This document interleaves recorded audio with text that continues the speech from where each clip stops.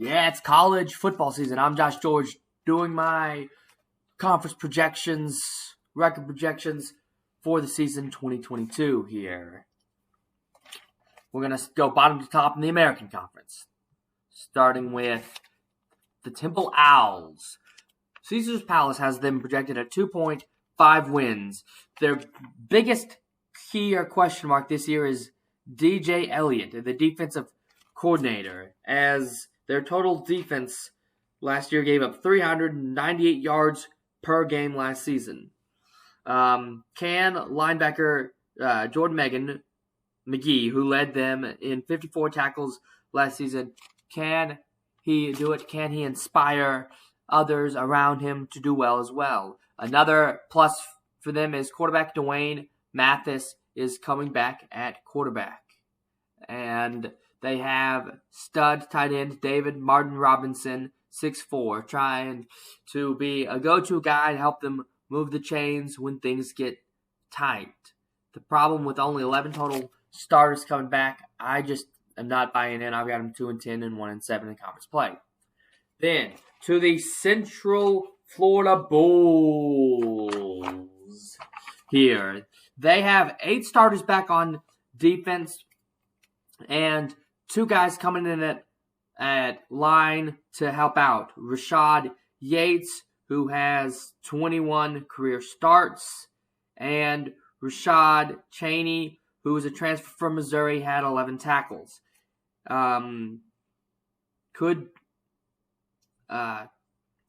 Could be big, impactful guys. Only 2 wins last season.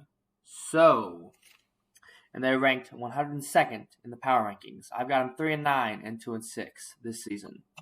Now, the Navy Midshipmen, team that can run the ball. They were 9th in rushing efficiency last season, and they were only 117th, though, in scoring offense. So, got to punch it in. Interesting stat. Tay Levetti, quarterback for Navy, 7 of his passes went for 64 yards. They don't throw the ball all that often. They only have 4 starters back on offense, but they do have Joshua Pigne, the big left guard, who's kind of leader, going to try to really turn this around, trying to move the chains. They need just more yards per play out of that rushing game is the big key for them this year. I don't know if they've got it all the way turned around. I've got them at 4-8 and 2-6 this season.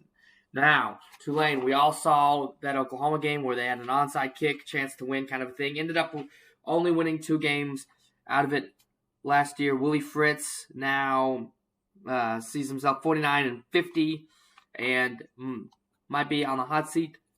Michael Pratt is going to be the quarterback again this season, and he's got Deuce Watts and Pat Watts at wide receiver. Going to be an interesting combination there. They averaged 221 pass yards per game.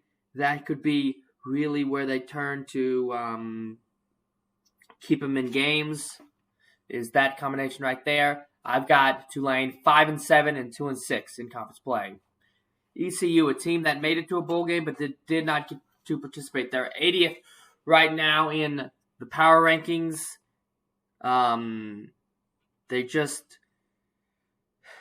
You feel like they could have had 7 wins. They've got the projected newcomer of the year to the American Conference in J.D. Lampkin at defensive line.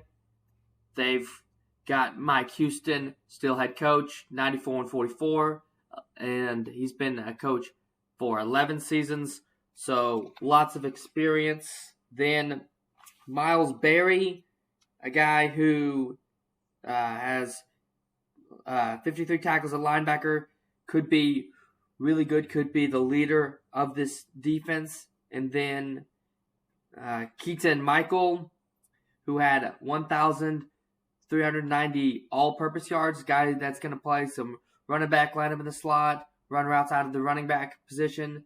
Going to be kind of a horse of all jack of all trades there for ECU. The biggest question is getting out of mediocre situations, as their total defense was 80th in the country. So just kind of mediocre on third down as well. They were 6th in third down efficiency in the American Conference. I have them at 5-7, 3-5 in conference play. Now, Tulsa, a team with a quarterback and kicker in Zach Long, who's listed as a quarterback and a kicker, ran some trick plays and things like that for them last season. They're kind of an interesting team here. They have 2 big newcomers in Jaden Smith at D-line, and then at linebacker, they've got John Michael Terry, who's coming in from Oklahoma. So, defense that's going to restructure to do a 3-3-5 scheme under Luke Olson. And the biggest question mark on offense is Phil Montgomery, the head coach. Will he still be calling the plays, as they were 80th in scoring offense last season? Something interesting, they did play at Cincinnati, and they played it within 8 points, and it ended up being a close game. So I've got them at 6-6 and 3-5 this season.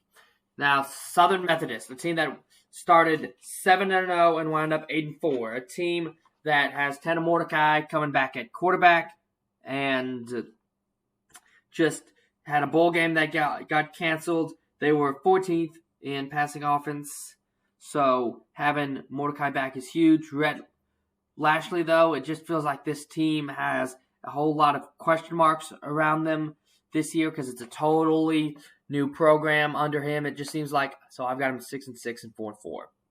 Now, the Memphis Tigers. The Memphis Tigers are a team that come into the year with only 2 defensive starters returning. And frankly, it was a defense that was 91st in scoring defense and an offense that was 92nd in running the football. They're bringing in Javion Ducker, who's going to split carries with Rodriguez Clark. They're at running back, and they're going to try to turn that stat around. The question mark is, how efficient will that defense be with only Gabe Ruin and Quinn Johnson coming back? And how efficient will the special teams be as Josh Doyle takes the load of punter and kicker this season? Honestly, when it comes down to it, I've got them at 8-4 and 5-3 in conference play. Now, UCF. The big plus is Gus. Gus is coming back, and they were 37th in offensive efficiency last season. They're projected in the top 10 this year. They've got Plumlee transferring in from Ole Miss, a guy who's played quarterback and wide receiver and could potentially play running back. But for the Knights, they have all 3 of their running backs that produced rushing yards from last season. And they were a team that rushed for an average of 196 yards per game. Guys that could also get carries are Colby Hudson, who could play running back receiver. Then they do have Ryan O'Keefe as a returning starter at wide receiver, who had 84 catches last year. So huge, efficient offense. The question mark is, can this defense continue to be a turnover defense, as they were +6 in the turnover margin last year? If they can do that, I project a successful season for UCF. I've got them 10-2 and 6-2 in conference play. Cincinnati, their biggest thing is their expectations. They've got extremely high expectations right now. They're coming in, a lot of people expect them top 20, top 10 team. They've got a solid true freshman in J.Q. Hardaway at safety. Got a lot of room on that defense, as there's only 4 starters coming back. And Mike Tressel, new defensive coordinator. How will the scheme change? A team that we know they pretty much won all their games last year, only losing in the playoffs to an Alabama team. Well, they were 8-5 against the spread, and in fact, they only had 2 games that were even close last year in conference, and that was Navy and Tulsa. And the big question is who's at quarterback? Is it going to be Evan Parter or Ben Bryant? We just don't know, and they've got a big role to fill, as this team was Well, they were 13th in scoring offense and the best offense of efficiency. But when it comes down to Luke Fickell and having the number one 247 sports composite in the American Conference, lots of talent, good coach, you can bet on that. I've got them 10-2 and 7-1 in conference play. Now, the Houston Cougars, they have a lot. They're kind of under the radar, believe it or not, and yet I'm projecting them to finish first in the regular season. Doug Belk is a huge, huge factor. Him and Dana Holgerson are an amazing combination because they were 15th in scoring offense and 6th in total defense. And their wide receiving core may be one of the best in the nation, with Matthew Golden, the American Conference Rookie of the Year last year, and Nathan Dale, who had 90 receptions for 1,329 yards last season. But not to leave out Keyshawn Carter, who's the senior leader of that room. Also, senior, a guy who seems to have been around forever, who took over after they had that season where they redshirted a bunch of guys and they kind of went into the tank for the game of the season, Clayton Tune. So he knows the offense really efficient, and he actually had 3,544 yards last season. Their only loss was to Texas Tech last year. I expect the same in the regular season. I've got them 11-1 and 8-0. Now, Cincinnati and Houston would play in the conference championship according to my projections, and that is because the top two teams in this conference play in the conference title game.